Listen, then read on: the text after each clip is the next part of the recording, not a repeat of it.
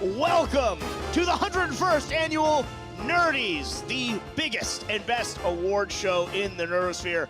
I'm your host, Master of Ceremonies for this splendid event, the Microphone Alchemist, the Jedi Master, James Kincaid, and the only other host that could be with me tonight because he swears up and down that he is now immune to COVID-19 and that it's better than the vaccine is actually getting the virus, Professor Chris Davis. I mean, if you want somebody at an award show with a bunch of people around, people in the crowd, you got to have somebody in here that isn't a risk to anyone. Plus, you want the host that is the least likely to go off kilter and say something you don't want to happen. So I think that's me. You don't fit that criteria at all, Davis.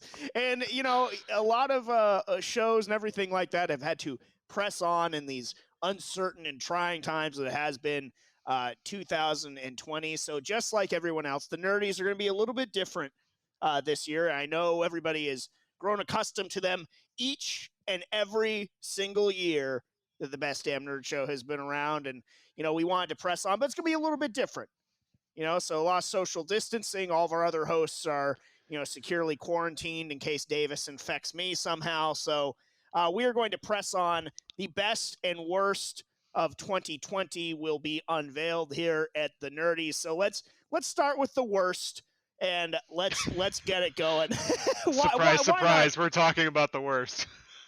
We should get it out of the way, at the front. Get it out of the way soon, and let's get this glorified clip show going here. So, the first Nerdy here at the 52nd Annual Nerdies will be for Worst Movie of the Year. And, with movie theaters shut down and, lots of changes happening, you'd think that this would be maybe a down year for this category, but actually a very strong winner is coming out of this. So let's get to the award. And the winner is Bill and Ted Face the Music. Wow, congrats to them. Worst movie of the year. Bill and Ted Face the Music. And in lieu of an acceptance speech, well, let's jump into the Wayback Machine of the Best Damn Nerd Show and take you through it. Jeff, your thoughts on Face the Music? I am not a fan. I thought it stunk. It's a big stinker. Stunk. Yeah, it's not good, folks. My whole thing was hearing that they were even doing this. My biggest question was just like, why?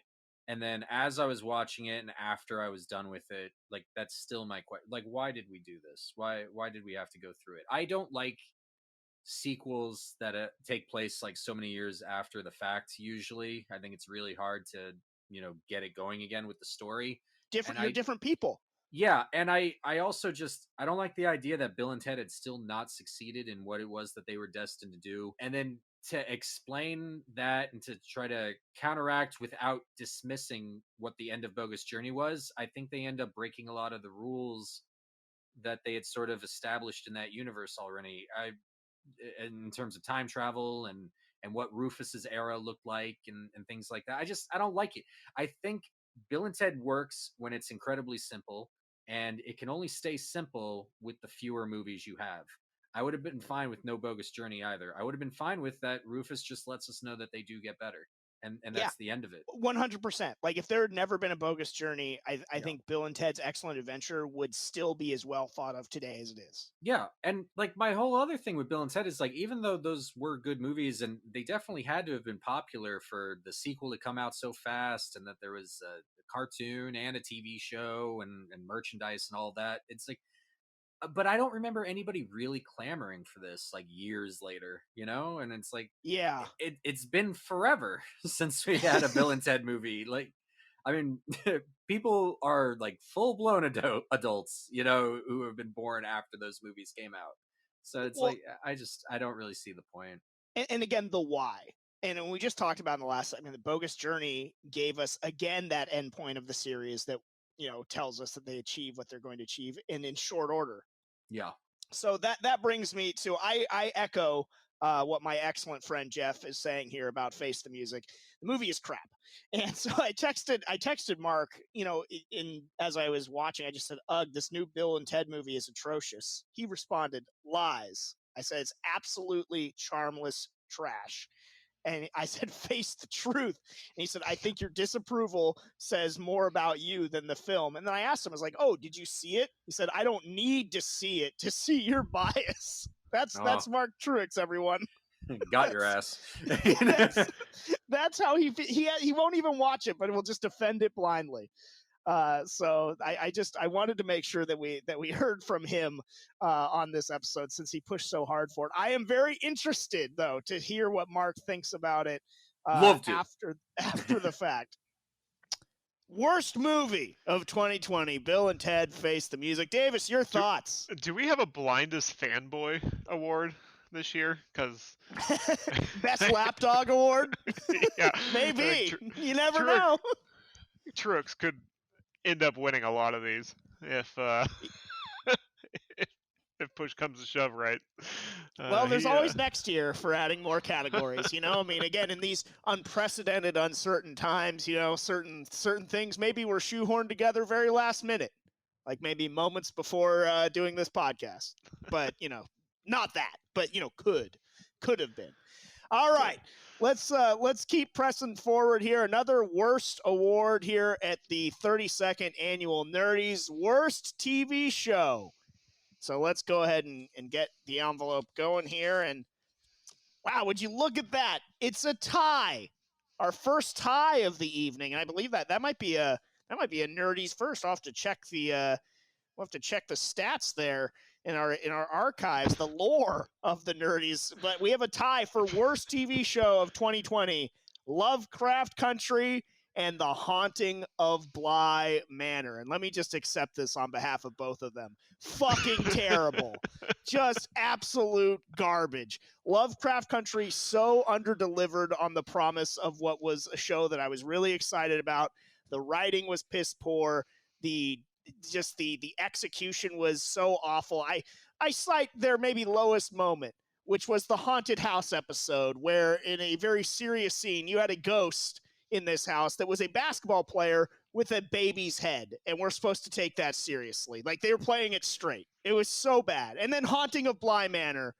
I hate to see them win this award, but it's very deserving of this tie, because The Haunting of Hill House, as discussed during Davis' spooky season, we talked about how how great The Haunting of Hill House was. It was on both mine and Mark's Mount Rushmore, our Fantastic Four of all-time horror TV series.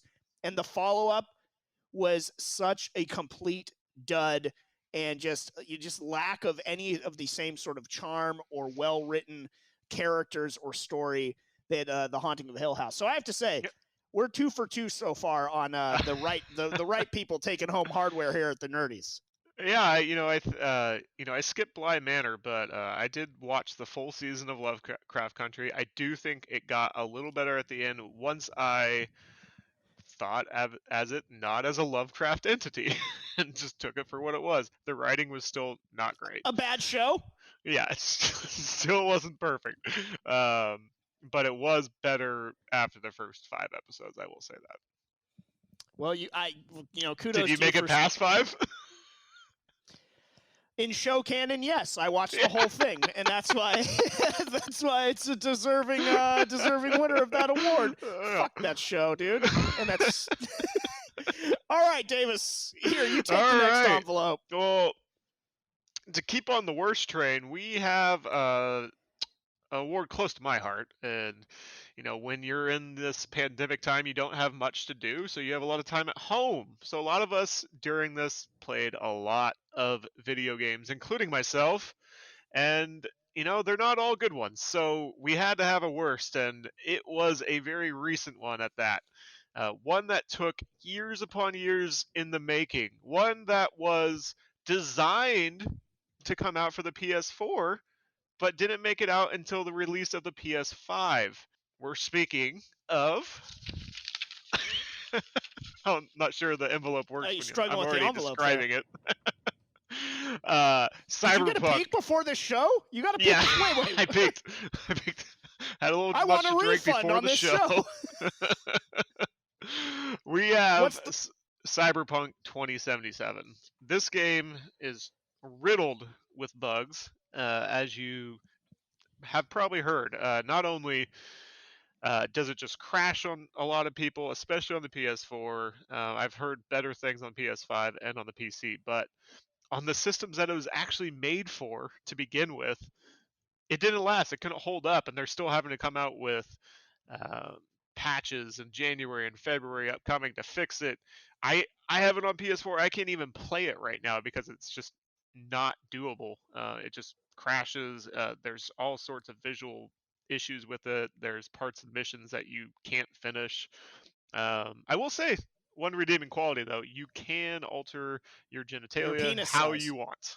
Yes. So that was I was fun. seeing here. I was actually disappointed that you couldn't make it, cartoonishly big. So I still actually that's a no-gasm from me.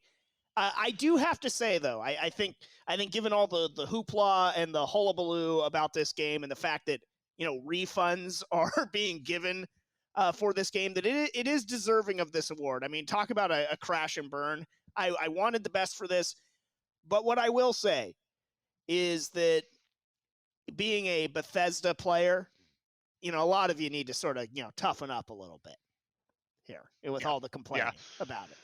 I mean, Because CD welcome Projekt to Red our world. They're going to fix it. It's just going to take time, but there's just too many bugs before it came out. So, like you said, with the refunds, it's just not acceptable. A bad look. Not great.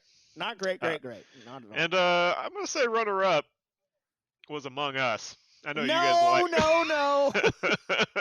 It's unofficial nerdy, but Among Us can go right to hell. It's a shitty game unless you're playing with friends. Don't and try you and have hijack audio. this award show with your Davies Award. I don't know who's playing this game with not friends and without a mic. I'm Why? making new friends on Among Us. I told the story So about bad. how that one guy that his name was Zuko's Honor, and once I realized that was his name, like I just started talking in Avatar: The Last Airbender quotes and calling myself Iroh, and we were just going on adventures together in Among Us. It was awesome. You make new friends. Sure. I have had zero good experiences in that game so far. The Davies are sus. That's what I'll say. All right, on to the next worst.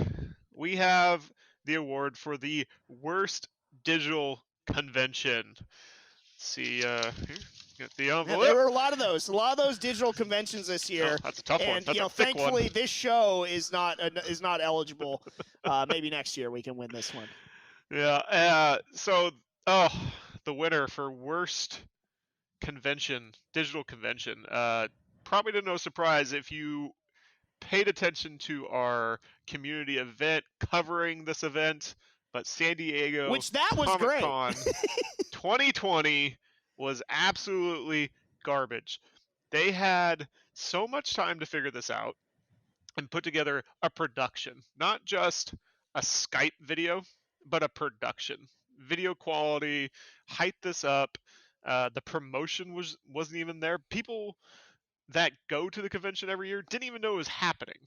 That they did not pump this up at all. They did a complete disservice of what Comic-Con is and always is each and every year, true to our hearts.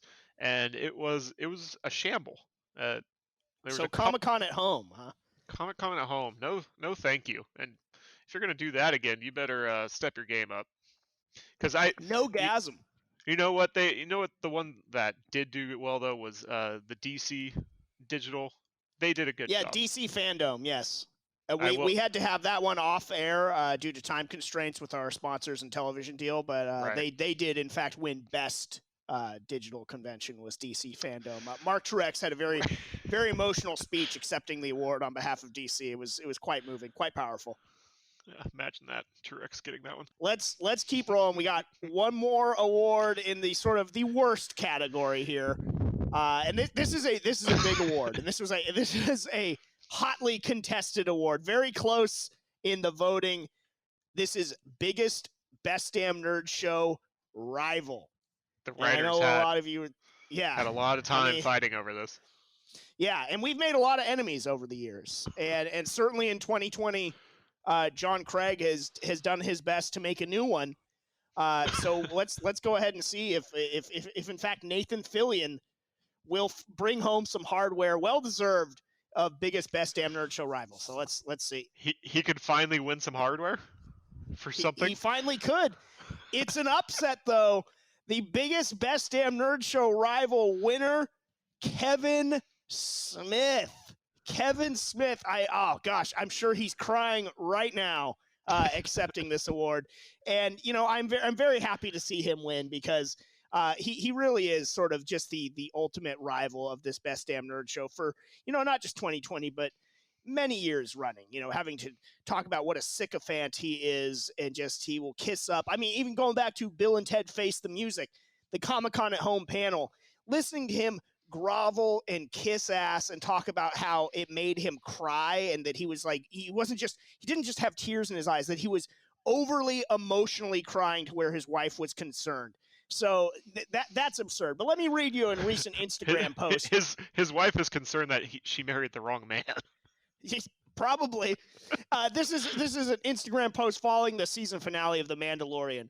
Way too early to bawl my eyes out, but holy Sith, that Mandalorian season finale was like watching my life flash before my eyes. Jon Favreau has the biggest balls in the business with that incredible third act flex. In a year full of real-life stupefying plot twists, this was easily the most positively surprising moment of 2020 for me. My hat is off, literally. Ugh. It's a close-up photo of him with, probably fake crocodile tears in his eyes. I mean, just like, come on, man. Like, what is wrong with this dude? He's just pining for attention. It's just all Kevin Smith does. And it's always just sucking the teat, trying to get fans to come at him, and just, he doesn't want to say anything bad about anybody. Yeah, well, that's what I was going to say. Until years go by. So God forbid that Mandalorian goes to crap, and then years from now he'll be dumping all over it and acting like he never liked it. Just like, Jeff so astutely shared those prequel reviews that are eerily similar to what he now has to say about The Mandalorian and things like Bill and Ted Face the Music. He is recency bias on two legs. He is everything that is wrong with almost every fandom out there that is incapable of actually sort of discerning what is good and what is bad. Well, so congratulations, Kevin Smith. You've won a nerdy. When you get the Star Wars sequels and then you look back on the prequels, I mean, you have to kind of gauge where you're at there a little bit. Because well, now, but so what he did was when they came out, he loved them, and then when we got further away from him, he was talking about how they were so full of problems and everything like that. So it's absurd. But congratulations, Kevin Smith, a very well-earned nerdy, biggest rival of the Best Damn Nerd Show. We are going to take our first break here at the 43rd Annual Nerdies. We will be right back, everybody.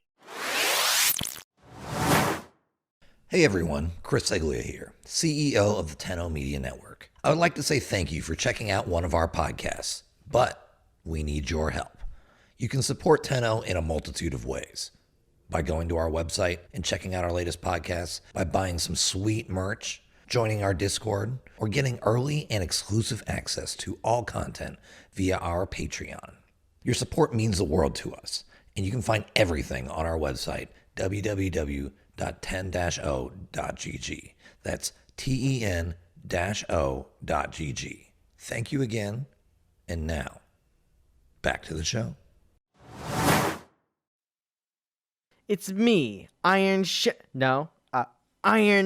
Min-Maxer, Hanzo Gonzo, inviting you into the Tenno Media Arena to see whose nerdiness will reign we're gonna get sued if you will triumph a lotly. Come check out all the battles on the Tenno Media Network Patreon, or you can just skip to the parts where Steve physically breaks something for no reason. See you there. It's the microphone alchemist Bimbo Jimbo here, of course, formerly the Jedi Master, and we are so happy to be back delivering to you the nerdy content that you need to make it through your muggle work week. And we want to hear from you, Nerdosphere. So be sure to subscribe, rate, and review us on Spotify, iTunes, Apple Podcasts, YouTube, Zunes, or other non-name brand MP3 playing devices everywhere, or however you consume your weekly interval. Whether you agree with me that The Last Jedi was a crime against Star Wars, or that you think that my hosting warrants being mauled by a bear, leave us a 5-star review, make us laugh, smile, or cry in that review, and there is a good chance that you will hear it read on a future episode of the Best Damn Nerd Show. So be sure to rate and review us. It's the best way that you can help the BDNS keep saying it loud and proud for years to come.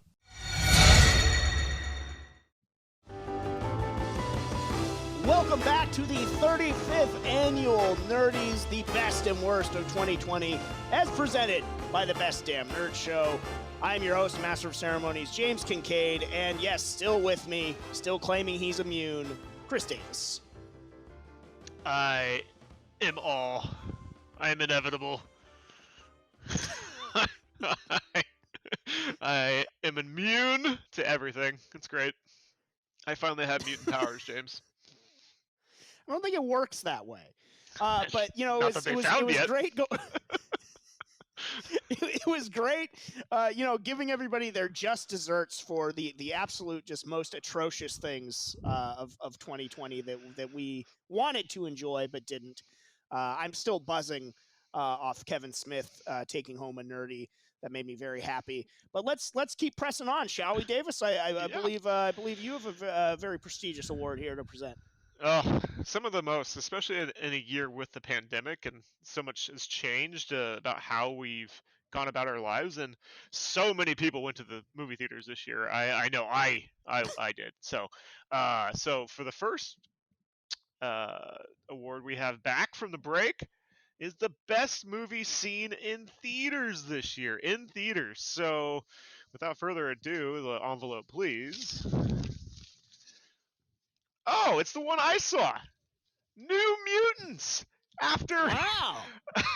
After so much time in production hell, it comes out in theaters, does the Demon Bear saga a little different than anticipated, and still wins Best Movie of the Year, James. I mean, that's unprecedented.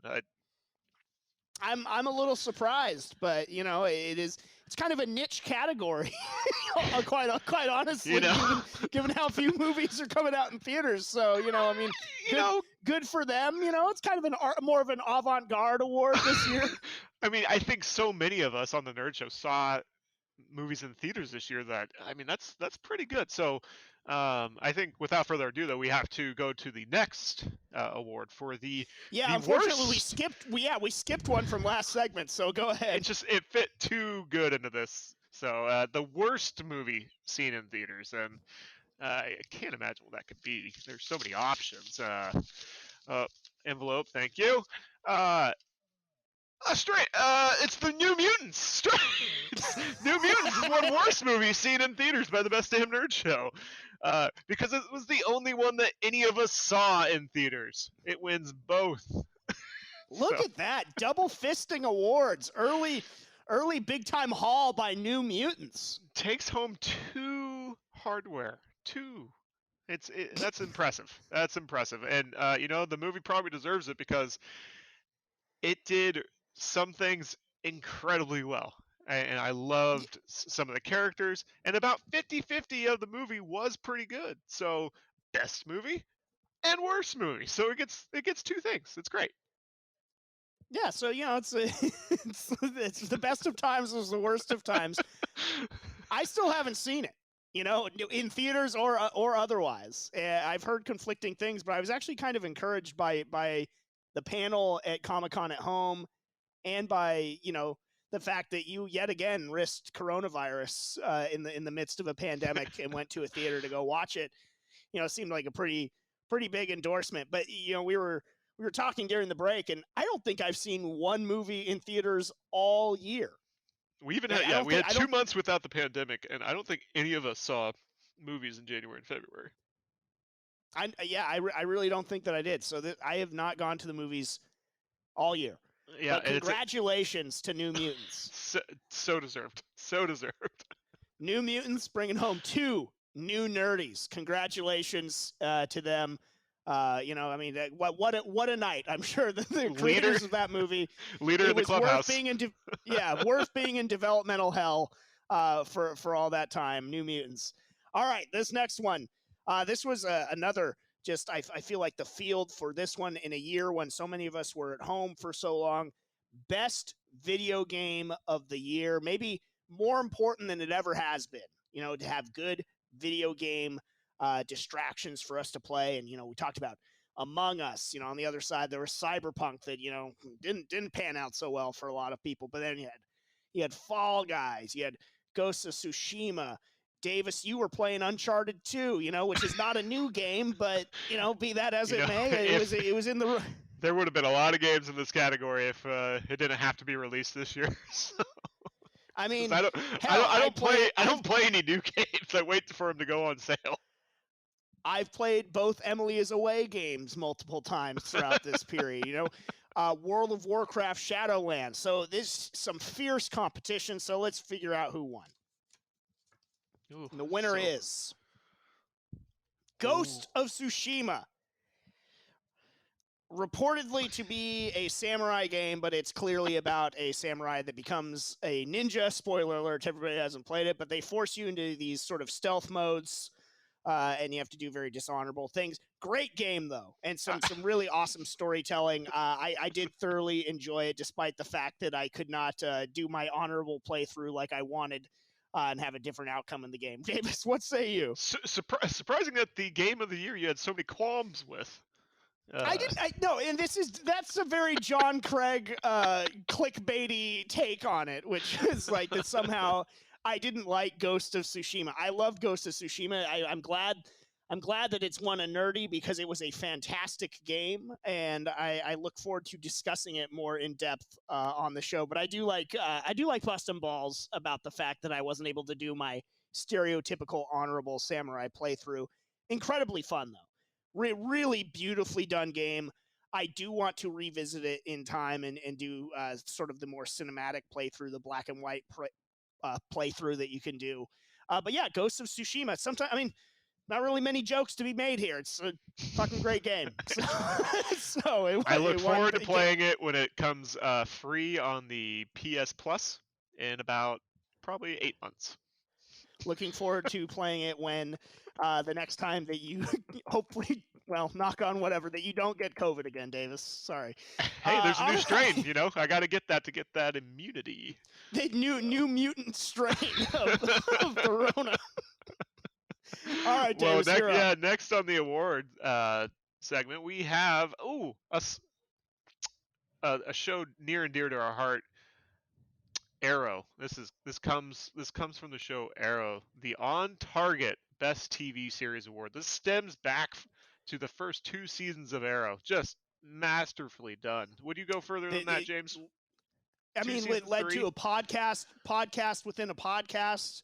Thus, the On Target Best TV Series Award. No, I wouldn't go beyond season 2 in terms of our love for it. But I mean, On Target and Arrow really, I mean, it was the first for us here at the Best Damn Nerd Show, and you know that led to White Hat, Black Hat, and you know, God willing, maybe it'll lead to some other podcasts within podcasts kind of deal. I like to think spin off on spinoff. Yeah, exactly. So yeah, very well named legacy award here, the On Target Best TV Series Award. Davis, do the honors. Yeah, love the legacy award here. So let's see who won it. And the winner. And I don't think there's going to be much competition in this. I think we all knew what was coming. The Mandalorian. Lovecraft Country. Not say it again. Lovecraft Country. The Mandalorian wins the On Target Best TV Series Award for the Best Damn Nerd Show. The show, especially season 2, I think has just taken off into new heights. Speaking of spinoffs, you're going to see a Boba Fett spinoff. You're going to get... Boba. It's not Bubba. Bubba, man. I like Bubba.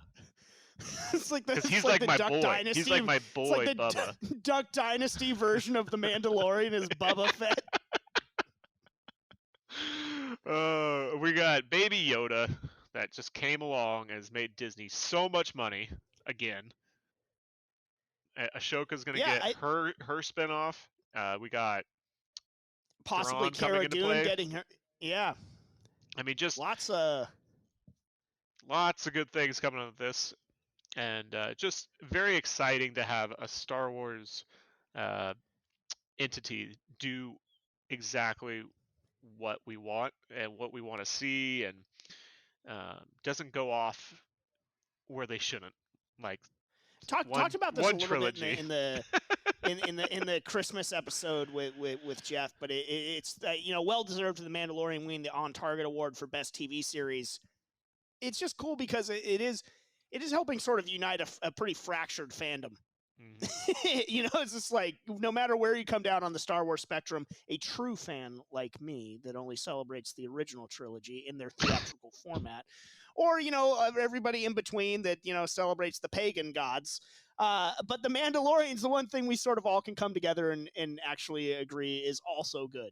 And I was talking with some friends about the Mandalorian the other day, and there's a few that still have issues around it being like Monster of the Week type. And season 2 has gotten Fuck better 'em. in their eyes. And I'm like, no, they're delivering Star Wars, exactly what they need to be doing. Aesthetically, it's the most Star Wars thing we've gotten since Return of the Jedi. Yeah, they just can't get over that.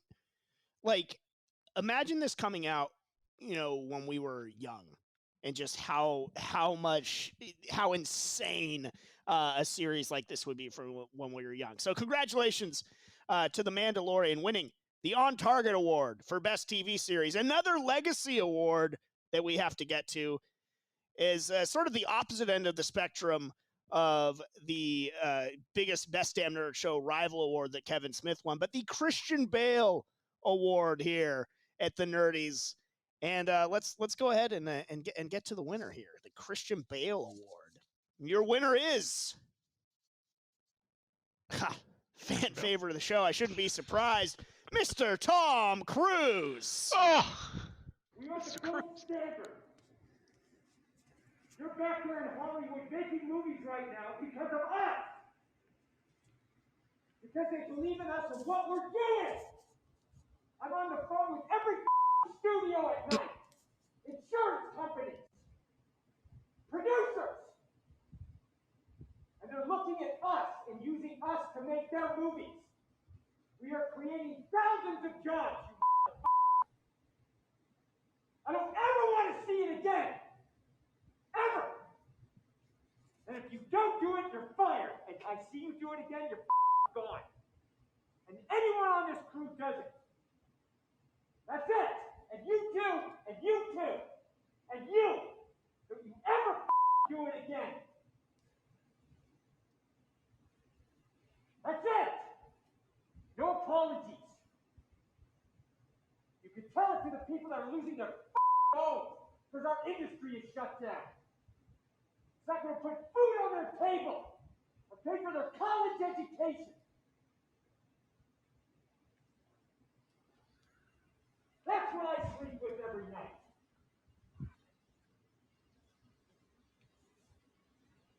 The future of this industry. So I'm sorry, I'm beyond your apologies. I have told you, and now I want it. And if you don't do it, you're out. We are not shutting this movie down.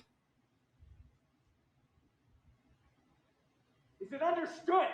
If I see it again, you're gone. And so are you. So you're going to cost him his job. And I see it on the set, you're gone. And you're gone.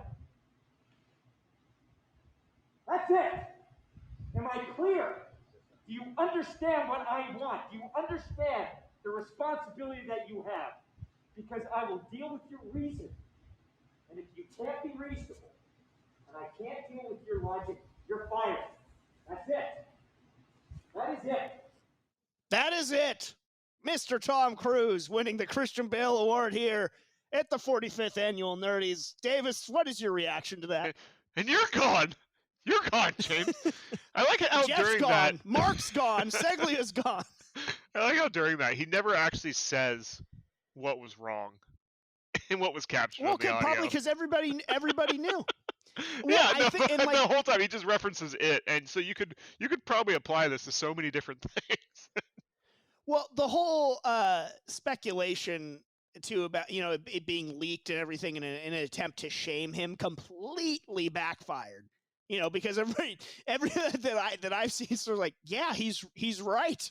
I actually think Tom comes off really well. And only the Kevin Smith types of the world are like, oh, you can never talk to anybody like that. It's like, sorry, that happens.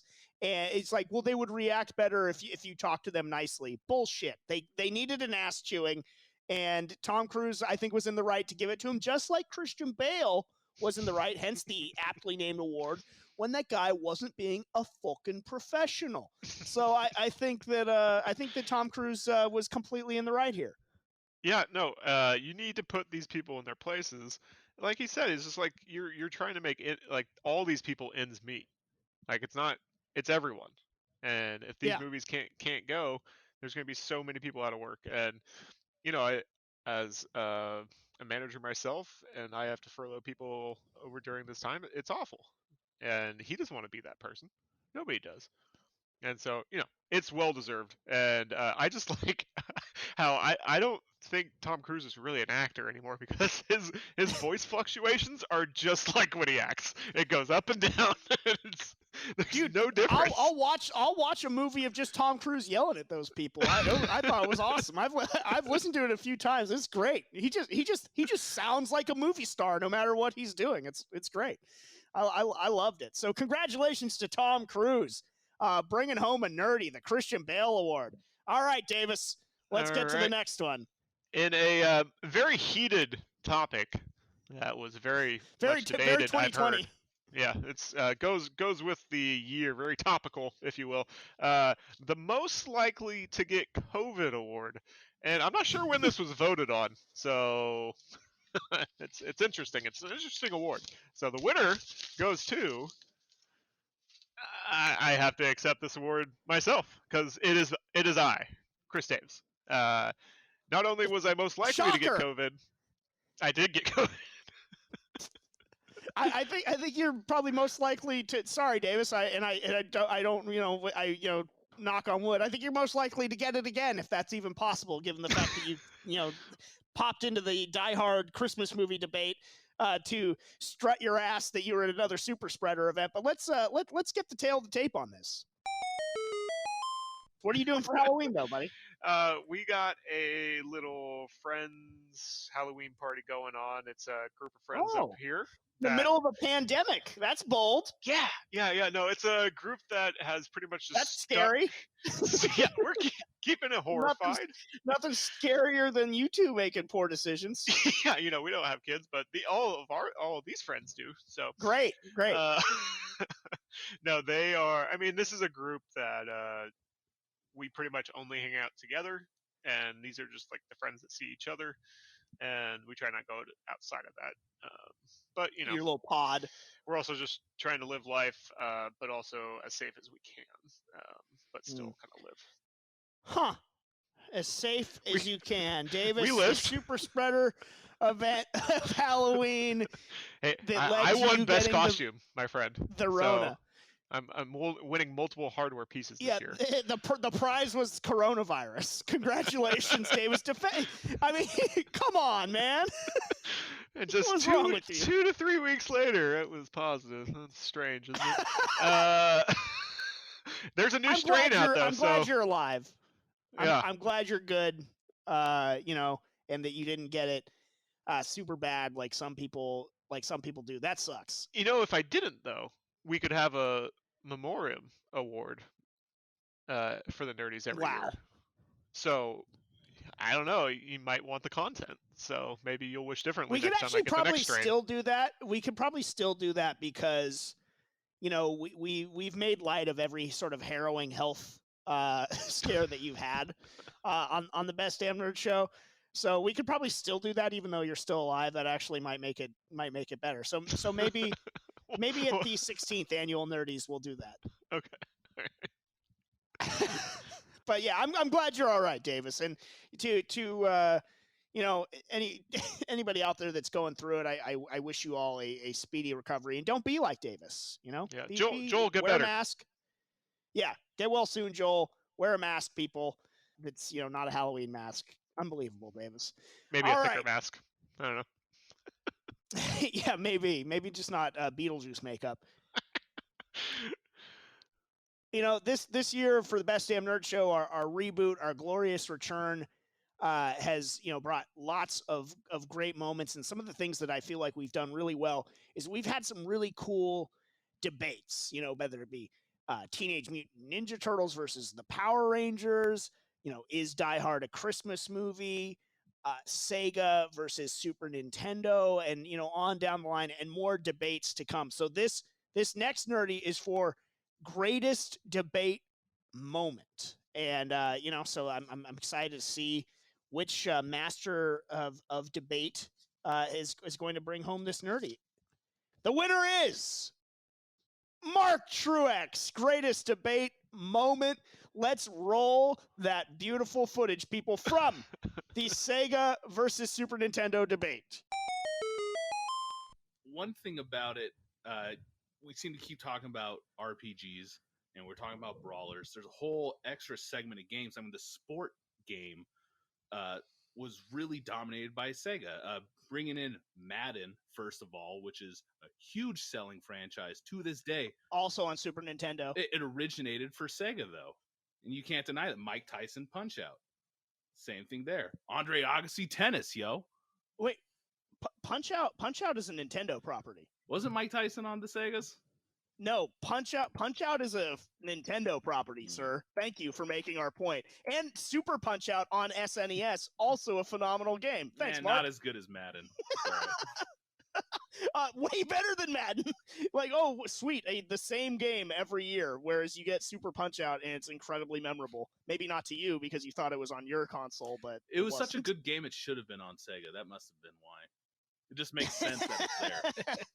We did have a good amount of both had sports games. How about the Mutant League series? Mutant League Football, Mutant League Hockey. Those were phenomenal. And I confused Mike Tyson with Evander Holyfield. Is this real? Well, hey, you know what? Yeah, Sega had Evander Holyfield, and just like Mike Tyson, Mark, you bit off more than you could chew. Congratulations, Mark Truex. Well, one of my just favorite show moments in general from 2020, but greatest debate moment here at the Nerdies goes to Mark Truex.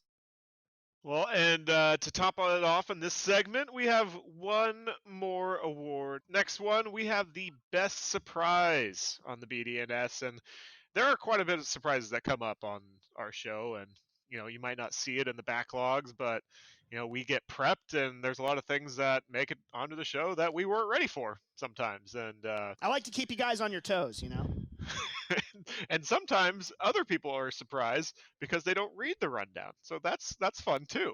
So that's news. This is, that's I'm news on the to fly. some. I'm renaming this the News to Me Award, the best surprise here at the Nerdies. So that's a surprise in of itself, and that's news to Mark and news to me. But the best surprise, however, this year goes to our own Adam Zika for his surprise appearance on our Halloween episode. Nobody was more surprised than I was. Let's hear it. I do have a little bit of pomp and circumstance, though, for our inaugural champion. So why don't we gather back around the campfire, because there's more to the story. In Nerdosphere, you didn't think I'd let Halloween pass without one last good scare, do you? I warned everyone that a Michael Myers defeat would have grave consequences. I was so desperate. In my desperation, I turned to a man I didn't fully understand. And now he's out. Is that Michael Myers stirring? No, it's someone far more evil, far more vile than anyone that is in that tournament. And he's back. And he's back for revenge! You fools. It's Adam Zika! Zika! Did No. you know What voted is he for dead? Didn't you know that voting for Freddy would bring about the creation of the new Fred movies? That we're all need to watch for bad movie night. You can't plan that synergy. Did it seem like a surprise to you? No, we can't David, bring back. We can't bring you- back Zika. You did this. Adam Zika has returned from the dead. Can I have some more? I have some more picks. We've got Dracula 4000, Mummy Mini 2, and Gamebox 2.0. No!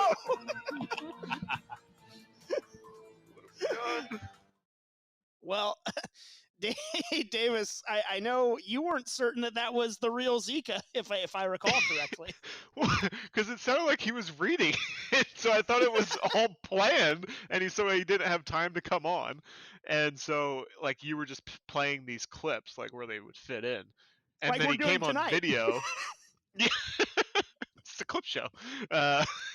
Well, you heard me in that segment go, "Oh no, we can't bring back Zika." And I was like, me really worried that we were bringing back Zika. So. Wow. I wish he'd gotten you in Secret Santa. Oh, I do miss him. I do. Yeah. Well, he'll be back when you least expect it, Davis. Don't you worry. You can't get rid of him. I think he Can't has get like rid of him. All right. some gummy bear podcast or something. The Sweet Sours, I believe, or something like that. It's not Definitely Sour not Patch ripping off the Kids. Sour Patch Kids logo. Yeah, certainly not. We're going to take one more break here at the 115th annual Nerdies. When we come back, we will finish out this prestigious award show here in 2020, including Biggest Nerdgasm, Best Episode, and more on the other side of the Nerdies. Hey guys, it's the loquacious anime and manga lover Jahns here. Now I have watched a lot of anime and I've read an abundance of manga, so you would think that I have a pretty interesting opinion on the culture.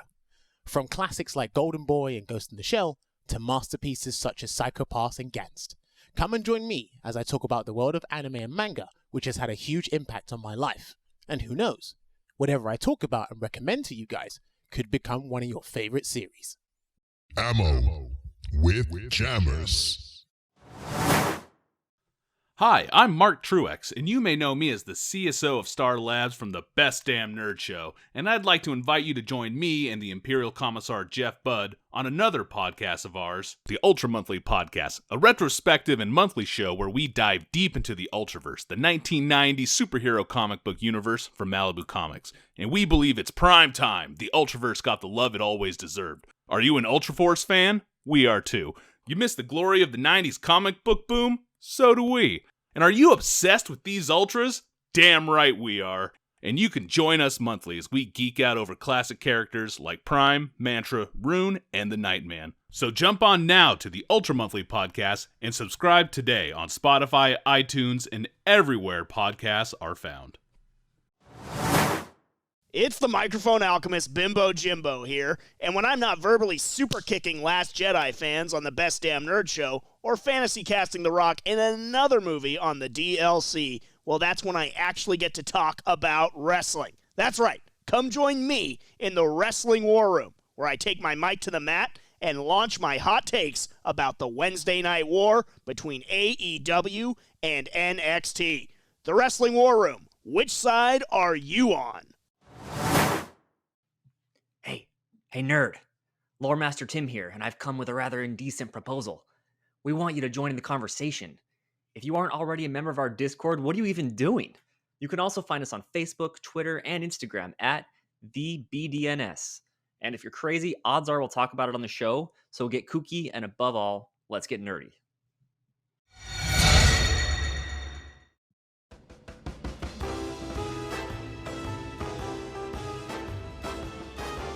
Welcome back, everyone, to the 50th annual Nerdies, the Best Damn Nerd Show's award ceremony, the most prestigious awards in all of entertainment.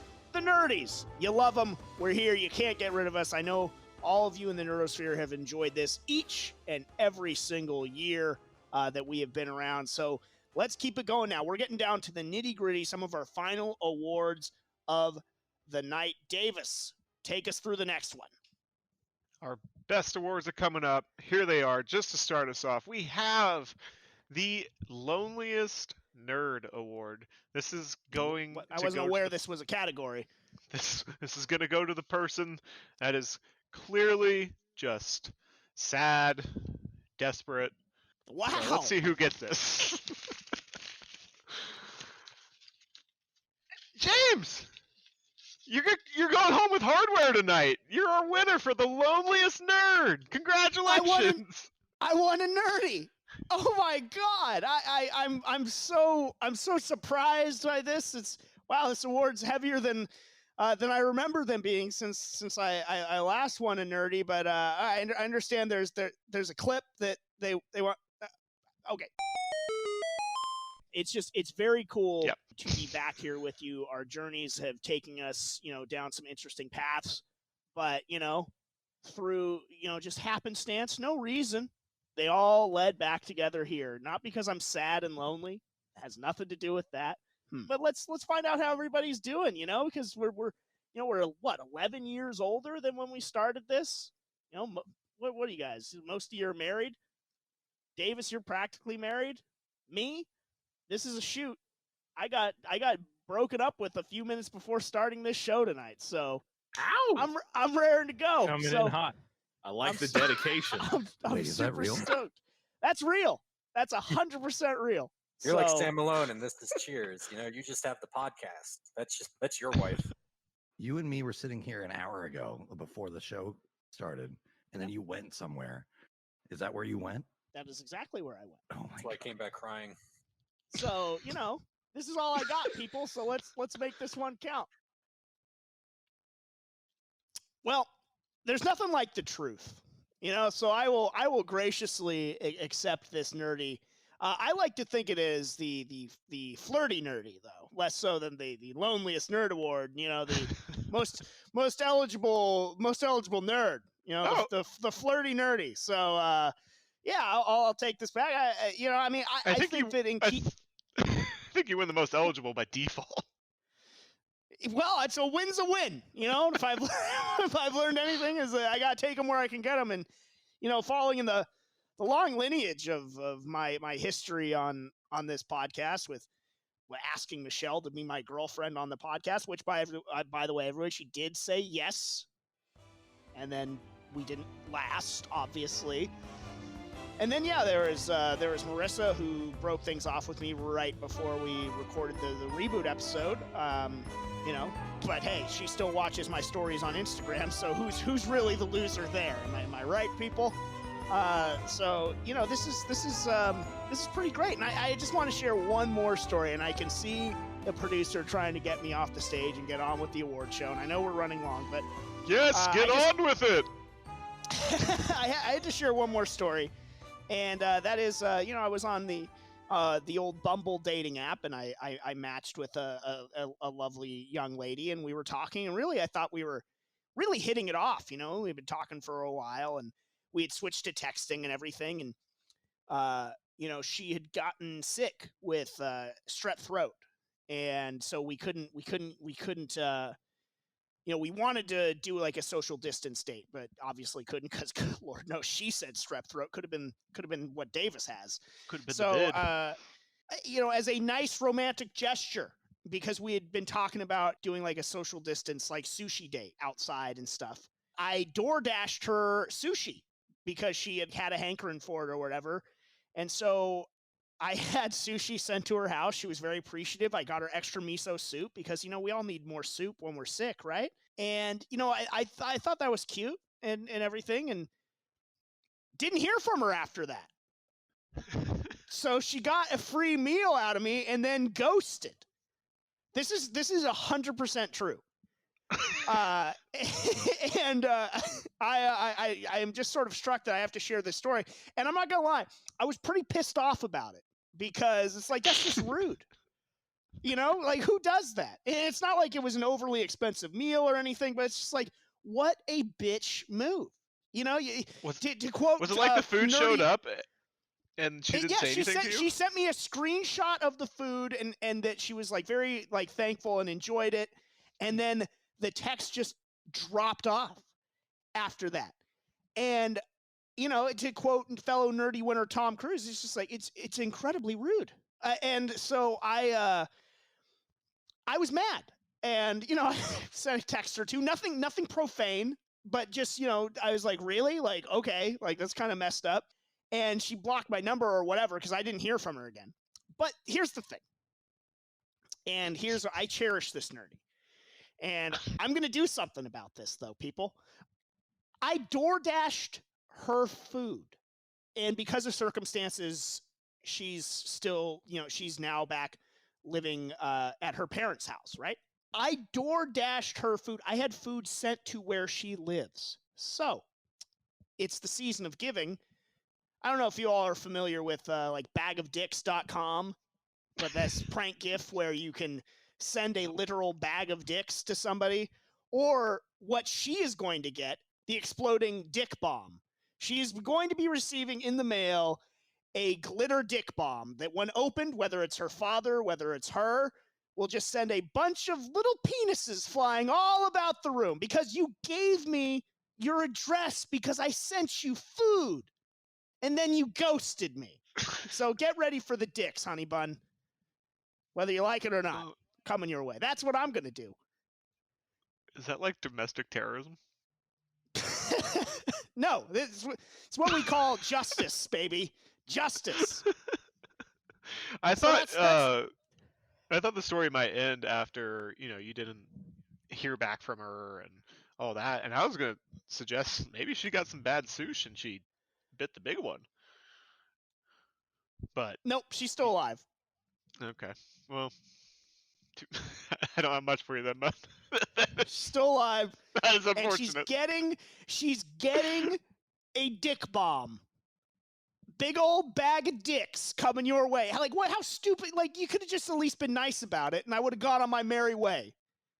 But you weren't. And I'm angry, and I'm old, and I'm alone. And I'm old. And so, so this is what happens. All you gotta do is say, "Hey, appreciate it, but I don't think we got a connection. You know, Yeah. this ain't working out." That's You know- great. You know, like, That's great. I'm not comfortable dating during a pandemic, you know, but thanks for the sushi. But, you know, to quote Mallrats, you think just because I read comics, I can't start some shit? So, fuck you. You're getting a bag of dicks. Let's get to the next award. Thanks, everybody. Yeah, I let's- really appreciate it. Let's do that. I think there might be some authorities coming in to haul him off. So I didn't say her address. I didn't say her name. But I know them both. well, moving on to the next one. We have a very special Big deer. old bag of dicks. It's our big bag of dicks award. No, we have our fan favorite award. This award goes to the nerd that the fans absolutely adore, absolutely love the most. They can't get I feel enough like of. I'm going home with two nerdies then. I mean, if there's anyone, it could be me. I think so. I think I'm relatable and lovable. But I think I'm a shoo-in for this award. find out which Me or nerd Jeff? won. And the nerdy goes to, very unfortunately, it goes to Mr. Timothy Headboy Childs. He is Timothy not here Childs. He is not here to receive this award. He's not here, but we do have some archival footage of him talking about, you know, our wonderful fans out in the Nerdosphere. So let's roll that beautiful Tim Childs footage. Best fans. Best fans in the world. No bags of dicks for you, but let's hear that footage. Tim, somebody that honestly I didn't know if I'd ever see you on here again. Like, I think the last time you were supposed to be on the Nerd Show was you doing some accents, and then you bailed. So it's good to see you again. I didn't like the way that I was being treated, and I just want to say that I disagree with almost everything that's been said. I think the reboot's a bad idea. I don't trust the community, and I dislike and mistrust most of you. Well put. And I think this will only you haven't even forward. met the community yet. I can tell you I don't like them. The fan favorite award winner, Timothy Childs, with just some really inspiring words. Yeah, do not corner this man when you see him in public. He gets skittish, and he will run off He might get hit by a car running through the streets. So approach him So yeah, softly, quietly. Don't scare him. he's incredibly skittish, that little rabbit, Tim. But congratulations. The fans love you, Tim. So you win a very prestigious Nerdy, the fan favorite award winner, and just with some truly inspiring words. Speaking of inspiring, we're going to be talking about sportsmanship here. This next award is the Nerdy for Best Sportsmanship. And, you know, sportsmanship is sometimes defined as the virtues such as fairness, self-control, courage, persistence, is associated with the concept of treating others fairly, maintaining self-control, and respect for the contest or game that you have participated in. And, you know, I think, you know, in a year when we've been playing a lot more games together and everything like that, I think sportsmanship, you know, it's not whether you win or lose, but how you play the game, right? So I think that we have some great nerds that really define sportsmanship. Don't you, Davis? Yeah, no, I mean, I can't really take we're you the seriously epitome of 'cause you're- sportsmanship, right? You're a screen looker, so that's why I'm pretty certain you're not going to get the sportsmanship award. How the game was made, my friend. So I'm just playing by the rules that were set forth. Pretty sure that will disqualify you from the sportsmanship award. But let's see, who do we got here? This is fixed. It's fixed, I tell No, you. let me see. I mean, you could win. Maybe I could be wrong. Let's see. We have another tie for best sportsmanship. The Nerdy for best sportsmanship goes to Jeff Budd and Jonathan Craig. Congratulations to the two of them. And I'm being told by our producers that they want to roll a very special piece of footage demonstrating their just tremendous sportsmanship when it came to the hit game Fall Guys, the party game sensation of 2020. Here we go. I never thought that I would ever finish the race. I so never to thought speak. you would either. I know you didn't. And so the other domino to fall, which is why John now hates this game apparently, because I guess he hates me, is that I actually won a crown, which I could not believe it that it happened. I couldn't believe it when I saw the crown and there was nobody else around me. And to actually get it might be my biggest achievement in life to this point. A 34-year-old man getting a crown in Fall Guys is my biggest accomplishment. He posted a photo of him next to his TV with the crown on the screen, and that's honestly when I uninstalled the game. It was I was stunned, the first one to get a crown on the Best Damn Nerd Show. You know, Must though, be nice. Yeah. that's certainly the best thing that's happened to me in a long time. You know, so yeah, it's fantastic. We're happy for you. yeah, I can tell, Jeff. I think I even texted it to Jeff, and he's like, "That's cool." I said, that's really good, man. And then I didn't talk to you for the rest of the day. That being said, I was expecting. I kind of felt bad about that too, but I was like, you know what? Fuck him. Fuck him and his crowd. I was so disappointed too. I was like, oh, I kind of wanted to celebrate with Jeff, but didn't want to partake in it. Ain't gonna happen. No. like, you know what's funny? James, I wish for you to get 1,000,000 crowns as long as I get 1,000,001. All right? Like, I mean, I want you to Dr. have Doom. a lot of success. Just less than me.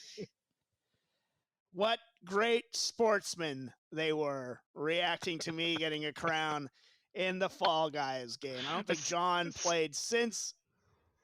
I still have yet to get one. I don't play as much anymore, but I still haven't gotten one. Yeah, nobody does. Well, once I got a crown, it's like I already decided that the game wasn't worth playing. And so, Yeah, no, I think it congratulations. really A beautiful minimalized. tie. I think that sound really epitomizes the kind of friends that John and Jeff are and the kind of sports they are. You know, it's just really, it takes me back to playing Mortal Kombat versus DC with them. Just really, really, really terrific sports. So congratulations to them. They're both leaving with their own nerdy there. It really puts into light the quality of a game when James is good at it. So. And see, again, I think it really puts to light the quality of the friend and the quality of the sportsman and the quality of this award show, which is the 69th annual Nerdies. So congrats, you two. May you enjoy it in quarantine. Well, I think now You're we up, have Davis. our most important Ooh, award. this one is important. So tread carefully here, Davis. Tread carefully. Yeah, no, this is the most prestigious and highlighted award that I want to make sure everybody's paying attention to. Put your drinks down. raise your cup once, cheers this person. If you see him afterwards, high fives, hugs, Huzzah! amazing. I don't think the winner of this award would ever fire anybody or look Cut down back our upon money, them. our cash flow Yeah. that we desperately need. Limit the budget, anything like that. They get us more sponsors, all that stuff. They do amazing work. And I'm thinking of one or two people. There's only a couple people this could be. One of them already won a Nerdy. And this award goes to the best boss. The best boss of the best damn nerd shows. The best boss, everyone. So the winner goes to the other half of C squared. No other than C-section. C-section. I gotta get our group right. C-section. God, you're ruining this, Davis. You're gonna get us thrown off the air. He is the best boss around, Chris Seglia, everyone. The best boss, Please. boss. The winner, the leader, and always number one the of our 10 hearts. Media Network, the greatest in all of streaming entertainment. Don't you ever forget it. Ever. Ever. Just amazing individual. So the thank final you. boss, winning the Nerdy for best boss. It's kind of like Strange. George Lucas says, they rhyme. It's good poetry there. Yes, it is. I like it. All right, now this next award. Oh man, I've been looking forward to this one. This is a big time Nerdy. A lot of lineage and prestige, and just really, it's such a big part of nerd culture. So the winner of this award must be truly deserving. That is, of course, biggest troll. The Nerdy for biggest troll goes to. Yeah, This is a lot. Could be you. Could be anyone. There's a lot of options here. The biggest troll Nerdy goes to Hall of Fame cyber athlete Jonathan Craig, taking home another Nerdy. Congratulations! This one, wow, man, this is momentous. Let's roll some wonderful John Craig footage. When you look at the overall wash of nerd-related titles that have come out in the last 2 decades, just the overall landscape. Lord of the Rings. If you can sit here and say that you've disliked more than you've liked, then I think that you don't actually like this kind of content. I don't know. I think that is a complete misnomer attack on me. I think I like vastly more. It's just the things that I don't like. I don't go along with this recency bias bump on a log bullshit, which is to praise everything like the latest Thor Ragnarok. Oh, it's the best one since the last one, and the next one will be the best one since that one. It's stupid. I thought that movie was hilarious. Yeah, I don't go to laugh. You just said that you have liked Star Wars for the majority of its existence, which isn't true because you don't like the special editions, which came out in the 90s. You don't like the prequels. You don't like episodes 7 through 9. So you actually have liked Star Wars for a minority of its existence. And when you look at the overall swath of Star Wars content, you haven't liked most of it. I like the. So you're not a Star Wars fan, dude. Actually, you're not. if you look at the amount of Yeah. video, I get that you're trolling and that's your thing. No, it's this your is not it's, a troll. It's the only lane you have. But I actually really enjoy the original Star Wars trilogy is some of my favorite works of fiction. I love so many of the video games. Sort of the overall swath of things that Star Wars have put out. I've actually really enjoyed quite a bit of it. I'm not going to rest until you admit that you're not a Star Wars fan. I'm a huge Star Wars fan. You liked the original 3 movies, but in terms of all the other equally or more weighted items since then, you have not liked a lot of it, most of it. Yeah, I have not liked the bad movies that they've put out. You're right. I've not liked the stuff that's not good. The original Star Wars trilogy, the movies that were selected as culturally significant to be preserved, I love. Simply put, there are people that have grown up with Star Wars that like the prequels. They like episodes 7 through 9. They like The Mandalorian.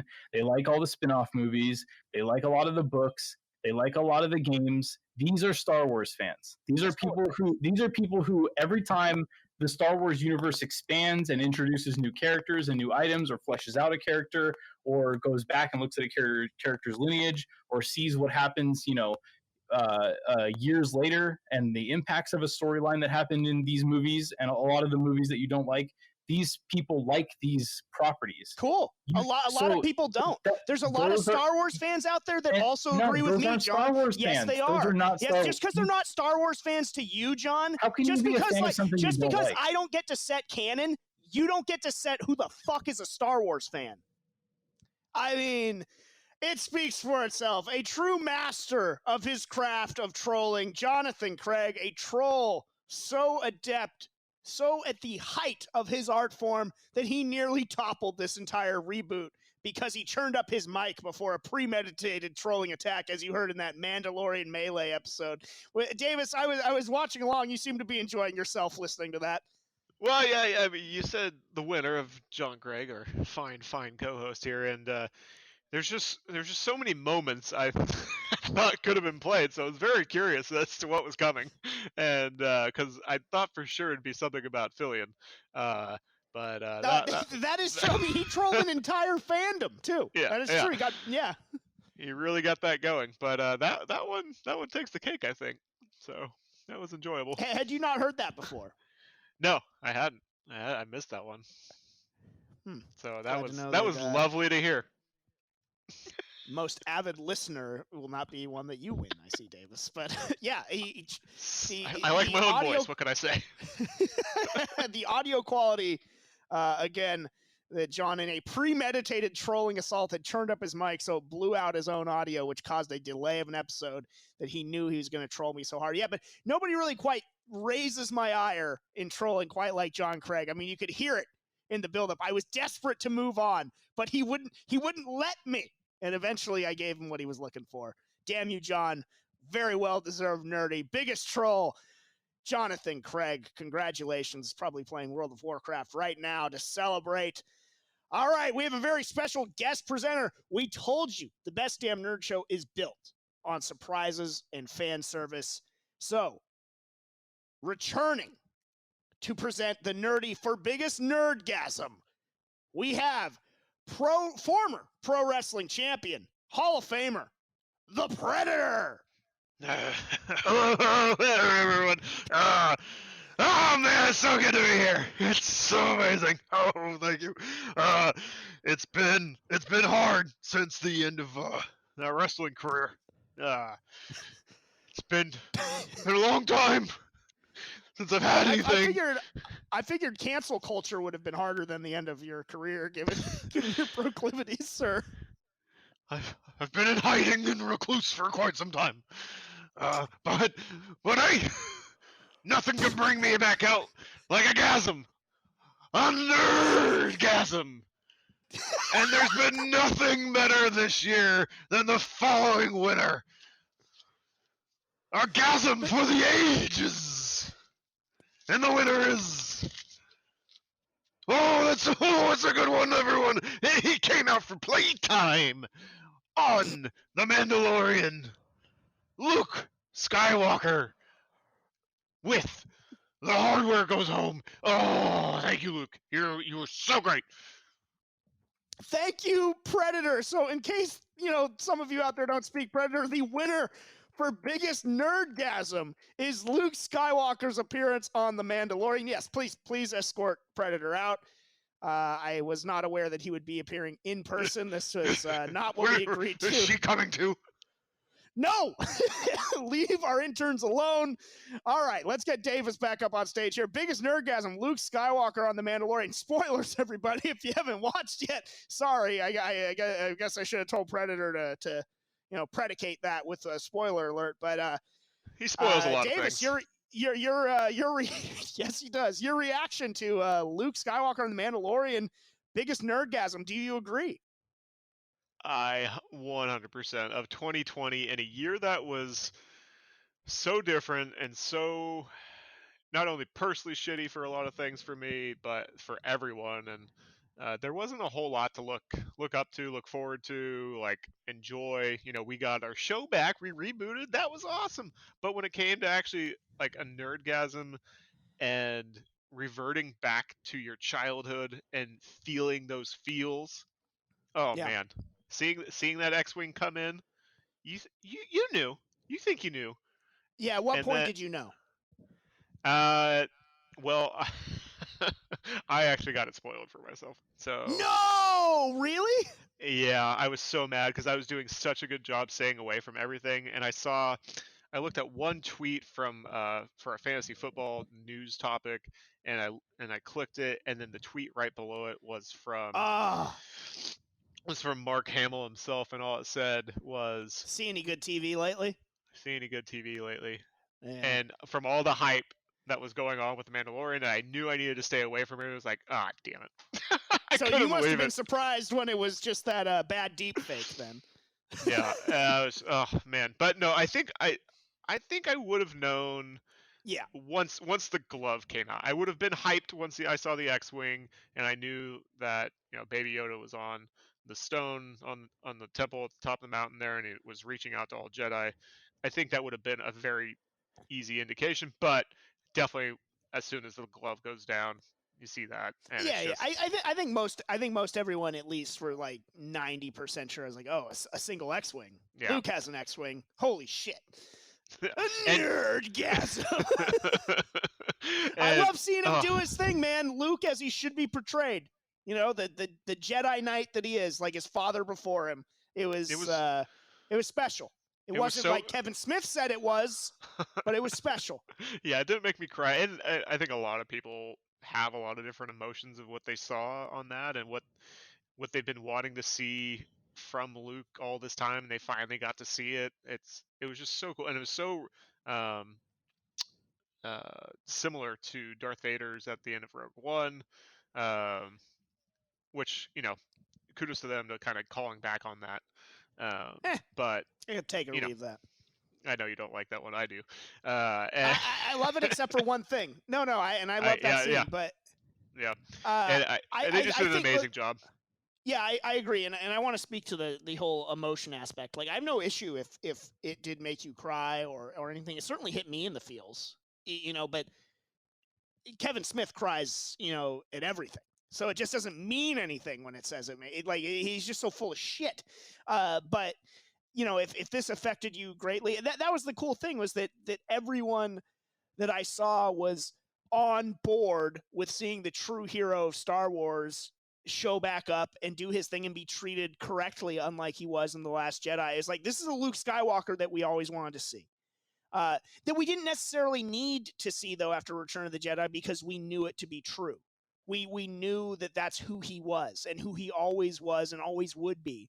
But for The Mandalorian to do that, it was a titanic nerdgasm. And certainly, although late in 2020, I think was, to use the lingo of the internet, I did not have Luke Skywalker being on The Mandalorian on my bingo card for 2020. So that was a big nerdgasm for me. And one more time, Davis, give me a big nerdgasm. It was a nerdgasm. Yeah. Ooh, yeah, I love it. I said Davis, not the Predator, but thank you. Oh, I'm sorry. All right. Well, we got just a couple more awards left. And this next one is for the best episode of the Best Damn Nerd Show in 2020. The Nerdy for best episode. And God, I mean, they're all great, right? Am I right, folks? You download every single one of them. You rate and review us 5 stars on all of your podcast streaming apps. You subscribe to our Patreon, I'm sure. bestdamnnerdshow.com/Patreon, because Guaranteed. they're all worth getting early. I know we all listen to them here. So the winner for the Nerdy for best episode of the year goes to the X-Men Extravaganza. Absolutely right. I think a very, very well-deserved win. The X-Men Extravaganza. We've done it twice now, and I think it's been a grand slam both times. I feel like we hit on so many different things, from the original run of the Best Damn Nerd Show and the reboot. This was quite a long episode that we did, and we hit on so much, and it was so much fun to talk about. There's just so much passion in that episode, and nostalgia, and just true love that came out for just a series. It was amazing.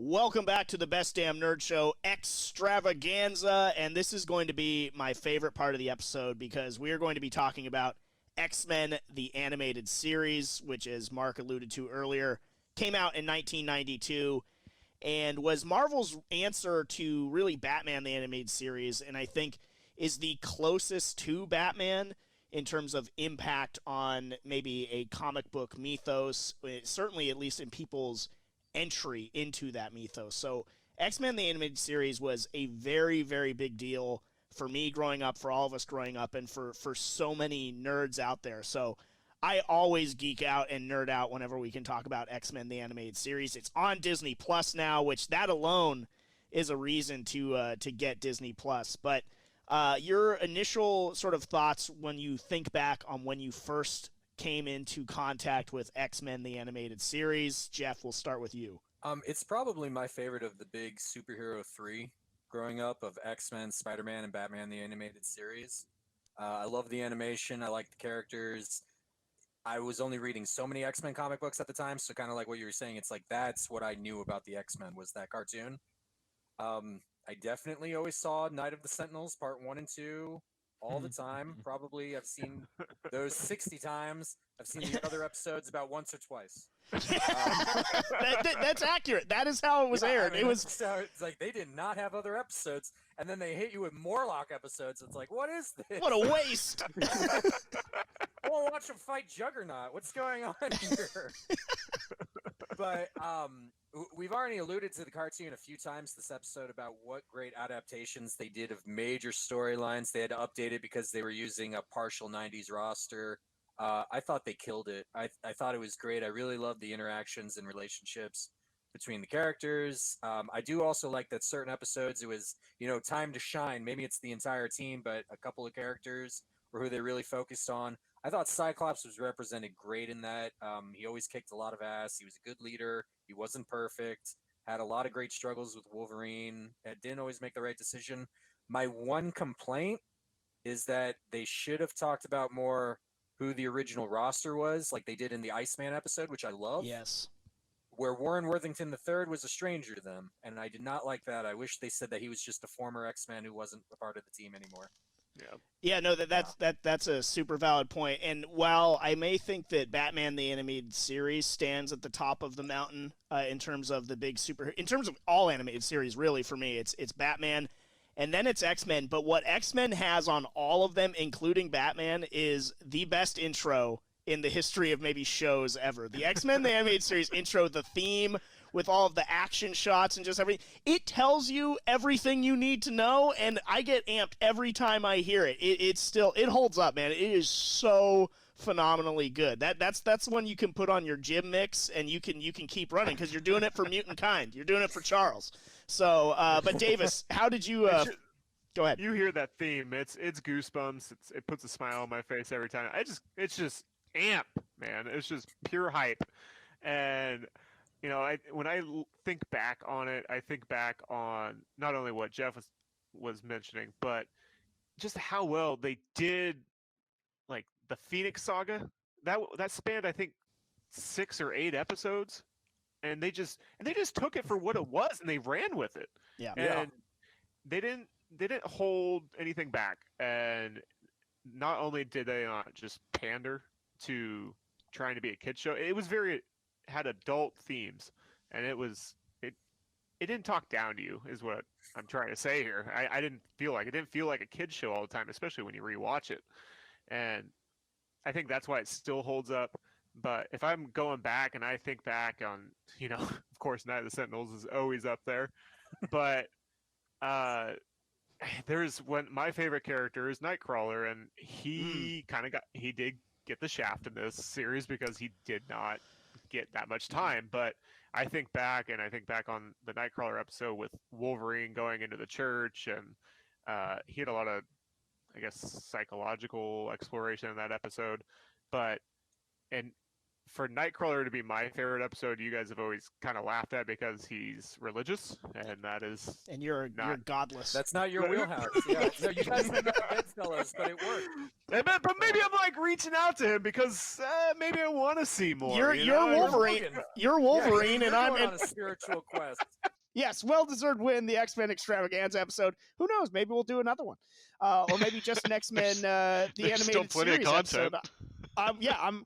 I'm down for all of that. But all right, we have one final nerdy that we want to get to, and this is an important one because, we talk about the reboot and the original run of the show, and one of the really best parts about this reboot is reconnecting with listeners, old and new. And we've done that primarily through our Discord, which is bestdamnnerdshow.com/Discord. So please hop on if you want to interact with us. It is, everybody, on down. We've all taken our turn talking about, like, dude, I have so much fun talking with everyone on there and interacting on there. And so this is an award for you, the listeners that have been there with us through so much and just have really made all of this really worthwhile. And so this is the Discord Participation /Listener Award. And, this one, we looked at the rankings in Discord, how high everyone has ascended. So the winner of the Discord Participation /Listener Award, the very well-deserving Riku. Congratulations, Riku. You are a winner of a nerdy. It's in the mail. It certainly won't be an exploding dick bomb or anything like that when it arrives on your doorstep. But congratulations, Riku. We didn't use the same material on that award as ours, right? It was a little bit less, right? Well, yeah, it's like, when the players get their championship rings, and then, everybody else on down the line gets, there we go. the CZs and everything. Come on. Can't give them everything. But no, congratulations, Riku, and really thank you to everyone that participates and listens, and like I said, has stuck with us. And this whole thing, the reboot, reconnecting with all of you, has been such an unexpected just sort of treat in a year that has dealt a lot of people a bad hand. It's been awesome. And it's really kept us going, and I'm so excited to flip the calendar over to 2021. I think we've maybe earned back some trust about consistency and everything like that. That, hey, the Best Damn Nerd Show is here, and you can depend on us to provide you content. And please keep sounding off and what you want to hear more of, and everything like that. It's just been so much fun. Yeah, and we did the Comic-Con hangouts that we did, even though the whole digital convention definitely was the worst of the year. Nerdy award winning though. Yeah, award-winning convention. But we had some awesome times through those panels with some people that came in, stopped in, and we definitely want to have some more events with you guys, and we need to play on that. And but we also want to hear what you guys want to do. If that's playing games with us, doing trivia nights. With this whole pandemic, we have to see what we can do. But we definitely want to hang out with you more, and we just appreciate how much you've been a part of this reboot, and thank you for everything you've done. Yeah, I do want to say to Riku again, nerdy award-winning Riku. Now, I want to come up with something that you can do, whether that's help pick an episode topic or something along those lines. You get to like punch John in the face or something. I don't know, something cool. Send John a dick bomb. Yeah. God, I hope I didn't get the on your dime crossed there. I hope that girl doesn't get the nerdy and Riku gets the dick bomb, because I don't know. But we want to do something cool. So we'll come up with some type of sort of honorific, just to commemorate this prestigious nerdy win. But that is going to do it for the 75th annual Nerdies, the Best Damn Nerd Show Awards. This has been great, and dare I say, the best award show in the pandemic era. So, we're giving ourselves a nerdy for that just right away right now. So we just won a nerdy. This has been a fantastic award show. Have a great week, everyone. Happy New Year. And remember, if you're a nerd, always say it loud and say it proud. Hey everyone, Chris Seglia, CEO of the Tenno Media Network here. Thank you so much for listening to our content, but we need your help. Please rate us 5 stars, subscribe, and give us a shining review wherever you listen to this podcast. It really, really helps us out. And one more thing, please tell a friend if you can. Tell them Tasty Steve, Hanzo Gonzo, Markman, Rip, Ricky Replay, or someone who everyone loves sent you or something. That might help. Anyway, again, thank you for listening. And if you want more, make sure to check us out at www.ten-o.gg. www.10o.gg.